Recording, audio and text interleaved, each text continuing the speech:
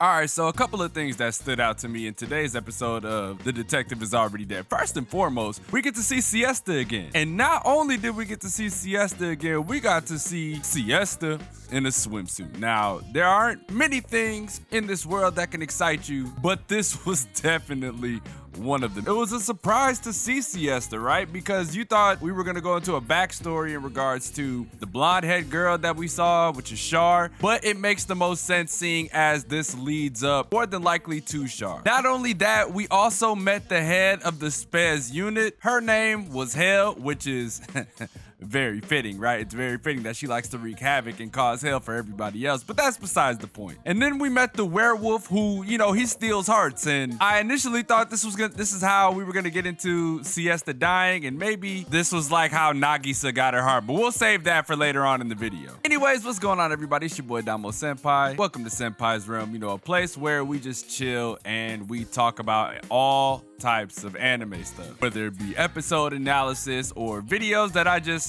randomly created. This is considered a safe place for you to talk about all of your anime woes and just what you're feeling about what I created in the comments. So as I said earlier, we are talking about episode 5 of The Detective Is Already Dead, and if you are new to the channel and have yet to subscribe, make sure you go down below, hit the link in the description or the red subscribe button, either one to help me towards that cause of reaching my final goal, which is to become a full-time content creator. Now, do yourselves a favor and share this with people who are fans of The Detective Is Already Dead or just a fan of detective anime and or anime in general, because I usually just drop a video every day. That's the plan, and so far I think we are like 2 or 3 days away, right, from getting a video out every day. I think I drop 4 to 5 videos a week, maybe, not too sure, but these are highly edited videos, right? I prefer quality over quantity, and I put a lot of work into these, so the support is so important, and I appreciate all the support that I get. We are almost at 1,000 subscribers, by the way. We're approaching 700, which would mean we only got 300 left, so let's work our asses off, get to 1,000, so that way we can eventually get back to 3,000. That's where I was at on my last channel. So yeah, let's keep working on y'all ends too. The more y'all share, the more we can get out there, and hopefully the algorithm picks us up one of these days. But nonetheless, on to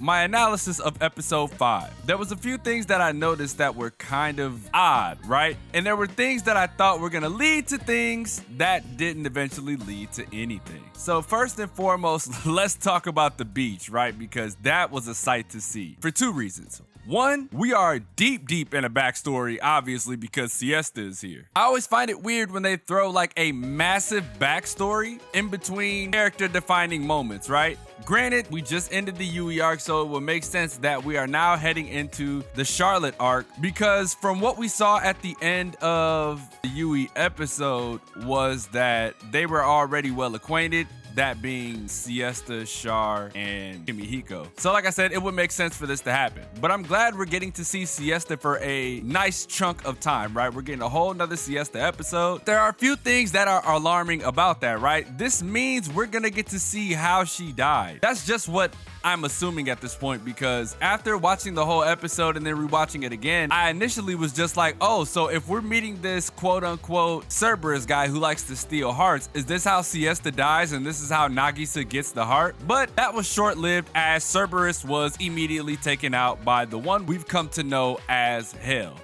Now, Hell is an interesting character just due to the simple fact that she said quite a few things that caught me off guard. She was reading that book, which she said that it has everybody's destinies like written in it, right? So she was saying that Kimihiko is destined to become her partner, this, that, and the third, which we know that's not true. It reminded me of ReZero, but we'll save that for a different discussion since we're running like super high on time. Another thing that Hale said that was very interesting was the fact that she referred to the guy pulling the strings as father, right? While talking to Kimihiko. So what are you insinuating? Is Kimihiko's father behind all of this? Are you and Kimihiko related, Hale? What are you trying to say? That really grabbed my attention, so I'm looking forward to what this means for later episodes. They wouldn't place that there for no reason, you know what I'm saying? But yes, Hell is quite the interesting character. Her eyes are able to petrify somebody, and especially with Hell being the leader of Spez or whatever that unit is called, for her to be able to like